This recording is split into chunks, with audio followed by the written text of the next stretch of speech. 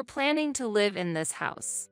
Can you leave? You're just here for the inheritance, aren't you? How could someone be so cruel? Please, can you leave soon? My sister and her husband pressured me to leave the house. Despite the long time I had spent taking care of our father, he stood by my sister's side. Fine, but I'll take everything I bought, okay? Do as you like. After this conversation, I took back everything I had purchased. Wait, why is all the furniture and appliances in the house gone? My name is Kate, a regular office worker in my 30s. My relationship with my family isn't great. I've always felt distant, especially from my sister. Susan, my sister who's 2 years older than me, has always been the apple of our parents' eyes. Not only was she beautiful, but she also had a talent for the piano, often winning various contests. To our music-loving parents, she was undoubtedly the shining star. Susan is amazing. Even her piano teacher praised her. Maybe she'll become a famous pianist in the future. Our parents always talked about my sister like that, showering her with time, money, and love. I was always left in the shadows. As for me, honestly, I wasn't exceptional. A regular kid with an average face. Decent at sports, with no particular talent in arts. It seemed like my parents gradually lost interest in me. Frankly, as long as we have Susan, our family has enough, they'd joke. That's right. We can't expect much from Kate. Just don't cause any trouble. Confused by what causing trouble meant, I consulted my elementary school teacher. The teacher advised, study hard and be a good child. That alone should make your parents happy. Hearing that, I committed to learning. I strived to top my class and always be sincere. Throughout my elementary days, I was determined to never be a burden to my parents. Yet, sadly, all my efforts went unnoticed. Their attention was always on Susan. Even when I scored well on tests, they never celebrated with me. At that time, Susan was scouted multiple times on the street and did some child modeling. Conversations at home were almost entirely about her modeling. She is stunning and shines brightly. She has that certain beauty that modern kids have. As a pianist, she'll surely be loved by many.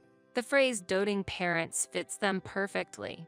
But to be fair, my sister truly had that potential. I had heard that the entertainment world was tougher than it appeared on TV or magazines. But I believed my sister could handle it, and my parents seemed so proud of her. Whatever she desired, they bought for her, whether it was new clothes or the latest toys. However, in my case, it was different. I was often told, "We can't afford it now," and I got my sister's hand-me-downs. At school, while everyone talked about the latest things, I waited for my sister's leftovers. By the time I got them, they were outdated and I felt left behind in conversations. Fortunately, I wasn't bullied for this. I consider myself lucky in that regard. By middle school, my sister's presence at home was as dominant as ever. She became even more beautiful, her modeling work increased, and she always seemed busy. While her piano competition rankings dipped a bit, she still made a mark. But around this time, she became a bit arrogant. She was often praised for her beauty and talents and seemed to believe she was special. It appeared she thought everything revolved around her, as if the world was in her grasp. After she entered middle school, her behavior towards me became colder. "I hate that we go to the same school. I don't want my friends to know you're my sister," she told me. My sister seemed to be embarrassed to go to the same school as me. She avoided me as if I was an undesirable presence and showed an attitude of not wanting to be involved with me as much as possible. What hurt even more was that it seemed like even our parents understood my sister's feelings. Since Susan said so, don't get too close to her at school. Yes, be careful not to do anything that would stress Susan out. In this way, I was told by my parents to stay away from my sister, which really hurt me. We were in different classes, so we didn't interact much, but being told things like this was very painful. Gradually, I felt like I didn't have a place in this house. Studying was my only escape, so my grades naturally improved.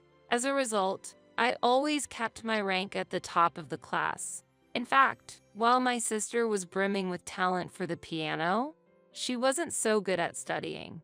Still, she managed to get into a private high school through hard work. At that time, our house was in a festive mood. Our parents were smiling more than I'd ever seen before, celebrating my sister's achievement. On the other hand, I also worked hard and was able to advance to the top public high school in our area. I thought I'd put in a lot of effort on my part. Unfortunately, at home, the main topic of conversation was all about the private university my sister was going to attend. Honestly, I was hoping for some words of praise myself, but one way or another, my parents' attention was always on my sister. My educational achievements seemed to be overshadowed. Honestly, I was a bit disappointed because I was waiting for a moment when my efforts would be recognized. But I thought I should make the most of my high school life. So I decided to shake off those feelings and move forward. I was grateful just to attend high school and intended to do my best for myself. Even though I was always in the shadows at home, I took pride in my studies. Nevertheless, my sister liked to tease me. "You're really not girly at all. Aren't you interested in makeup? It's hard to believe we're sisters," my sister would say, half jokingly with a smile. She actually won a beauty contest in college. After that, there was no end to her boasting at home. I guess she looked down on me with that in her heart. Moreover, our parents, riding on my sister's high, kind of belittled me too. "Why don't you try to be a bit more girlish? Just being good at studies doesn't mean much. Glamour is also important, like Susan. I don't want to tell my friends that the sister of a beauty contest winner is so plain. When Susan leaves the house, please stagger your timing." Hearing such words repeatedly, my heart gradually became numb, and I felt less pain. Over time, I began to feel that my sister wasn't that impressive. In high school, she was known as a piano prodigy, but her piano skills seemed to have plateaued, and she seemed to be distancing herself from it. Furthermore, her modeling offers decreased, and eventually, they stopped almost entirely. The expectations our parents had always expressed about her being a beautiful pianist didn't seem to be coming to fruition. Moreover, she seemed to be enjoying college life a bit too much and ended up taking an extra year. Seeing her like this, I felt like she was slowly losing her way. But seeing my sister this way, I felt the need to stay grounded and continue chasing my dreams. I believed that if I kept moving towards my dreams, I would be able to have fulfilling days in the future. The atmosphere in the house wasn't great, but I believed it was important to find what I wanted to do and keep moving forward step by step. Otherwise, I was afraid of being swallowed up by the mood of the house. When I entered college entrance exam season, I naturally aimed for prestigious national and public universities. However, I encountered a small obstacle. One day, when I bravely showed my parents a brochure and said, "I'm aiming for this university," I received an unexpected response. "Wait, university? Why do you want to go to such an expensive place?" said my father. And my mother added, "We want to use that money for Susan. She'll be studying for an extra year in college. So, we can't fund your college education, Kate. If you really want to go, get a scholarship." I was just stunned. I hadn't expected to hear anything like that. It really felt like they only saw my sister. But I was not one to get discouraged easily. In the end, I decided to go to a university where I could receive scholarship support. Of course, it was lower ranked than the university I initially had in mind, but I was very proud that I could start my college life on my own. After entering college, I started working part-time. The reason was, of course, to gain social experience, but honestly, I wanted to leave my parents' house as soon as possible because the atmosphere was stifling. At home, my sister and parents always seemed to be in high spirits, while I felt like an outsider. One day, my father suddenly said to me, "Are you planning to live here forever without contributing any money?" I was so surprised that I responded, "What are you talking about?" But he was basically saying he wanted me to start paying rent. I was surprised and immediately replied, "If that's the case, I'll find my own room and start living alone." However, my father did not let me. "Considering the favors you've received so far, it's natural to pay," he said. "Of course, living alone is good, but you should contribute to the household expenses." "Are you serious? With the salary from my student part-time job, that's quite tough." I couldn't help but raise my voice. Meanwhile, my older sister lived luxuriously with the allowance she received from our parents, without having a part-time job. Seeing that made me feel it was unfair. "When I graduate from college, I'll definitely pursue my own path," I resolved in my heart. However, as graduation approached, my parents' stance remained unchanged, and it seemed difficult to start living alone.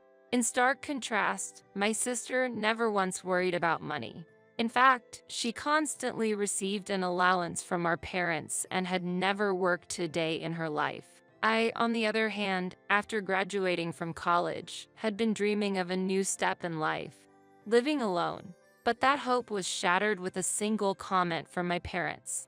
"You haven't repaid your college tuition, have you? Don't even think about living alone until you've paid it back," they said with stern faces. And to my disbelief, my sister was comfortably living alone with our parents covering her rent entirely.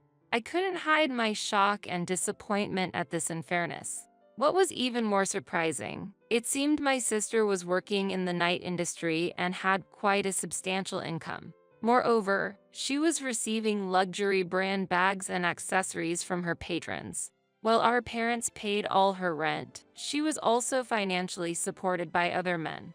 This clear disparity in treatment within the family made me feel frustrated, but I didn't want to give up on my dreams. I believed I had the strength to move forward. I wanted to continue looking forward with hope. When I was 28 in spring, my mother passed away due to her chronic illness. She had been battling a severe disease for years. Watching her health decline, I sensed our final moments together were near. My father and sister were devastated and drowned in deep sorrow. However, I couldn't shed a tear. Recalling the past household situation and my mother's treatment of me, I felt more coldness than sadness.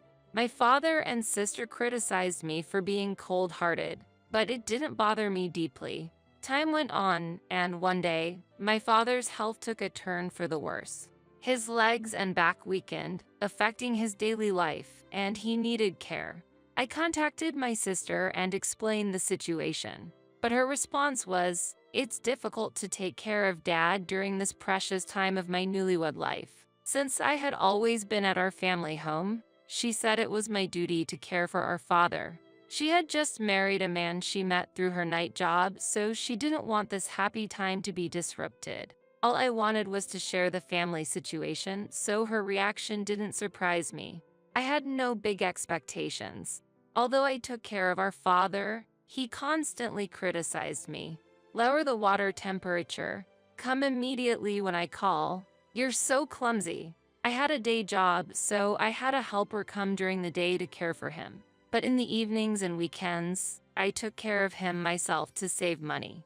Yet, he never thanked me, taking my care for granted. Even then, a year after I started taking care of him, an unexpected opportunity arose. Out of the blue, my sister and her husband showed up at our family home. "We've decided to live here, so can you leave?" she casually said. "What do you mean?" I replied, staring back in surprise. Their eyes were cold as they glared at me. "Why bring this up all of a sudden?" I asked, but my sister accused me of unbelievable intentions. "You're trying to get our mother's inheritance, aren't you? While taking care of Dad and staying here?" Her husband added disdainfully. "I can't believe we had such a scheming person in our family." Stunned, I responded, "I never thought of the inheritance." "Why would you think that?" Yet my sister shouted back even more loudly, "Stop pretending. We're moving in, so leave." Then, to my shock, my father said, "Actually, I've been feeling the same as Susan. I thought you might be draining our money by staying here." I was speechless. After caring for him for so long, in the end, he chose my sister's side. I really can't believe it. I thought, but oddly felt relieved. With this, I thought I could finally break free from the ties of this house. I get it, but it's okay for me to take everything I bought, right? I asked for confirmation. My older sister responded, "You can take whatever you want. Don't worry about it, lol." When my sister and her husband found out I was leaving the house, they seemed pleased. They said while laughing, "It'd be great if you could leave quickly," and left. Since my sister told me I could take everything, I gathered up everything I had bought as I prepared to leave. Then, I smoothly moved to my new place. After I finished moving, I informed my sister, who said sarcastically, "That was quicker than expected." Impressive. She added while laughing, "Make sure you don't come back here." But in my mind, I had already decided I wouldn't return, so I was okay. A week later, my phone rang. The caller ID showed it was my sister. "Hello, why did you call?" When I answered, my sister's voice was filled with urgency and surprise. "Why is our house so empty? There are no furniture, appliances, nothing." It seemed she was shocked to find the house completely empty. "Oh, that's because I took everything," I replied with a slight smirk. "What are you talking about? Is this a joke? Why would you do that?" My sister was clearly overwhelmed and confused. "But didn't you say I could take everything I bought? But didn't Dad buy them using Mom's inheritance?"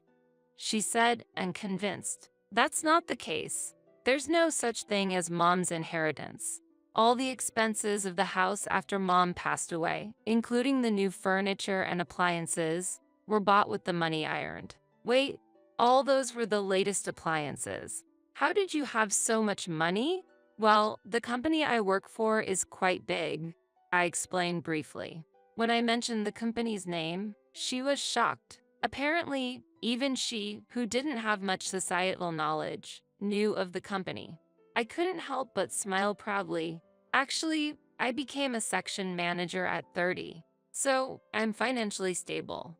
I bought all those appliances and the car with my own money." She seemed incredulous. "Wait, even the car at home?" "Yes, that's why I took everything." "What? I never knew that. How can we live without appliances and a car now?" She raised her voice. "That's not my problem. I was kicked out, remember? But your husband is a business owner, right? It shouldn't be too difficult to buy new appliances and a car," I said, a bit sarcastically. She hesitated and said in a low voice, "Actually, my husband's company is in a bit of a tough situation." I understood that the reason she suddenly returned to her family home and kicked me out was probably to cut costs and perhaps get financial assistance from our father. She probably also had her eyes on our mother's supposed inheritance. "Oh, is that so? But living a simple life without a car or appliances might not be too bad," I commented lightly. "Don't say that so easily. Return the appliances." "Why? They're mine," I replied. Please, we won't be able to live without them." She seemed to be on the verge of tears. I had no intention of being at their mercy anymore. "If you're that financially strained, why not sell your favorite branded bags and such?"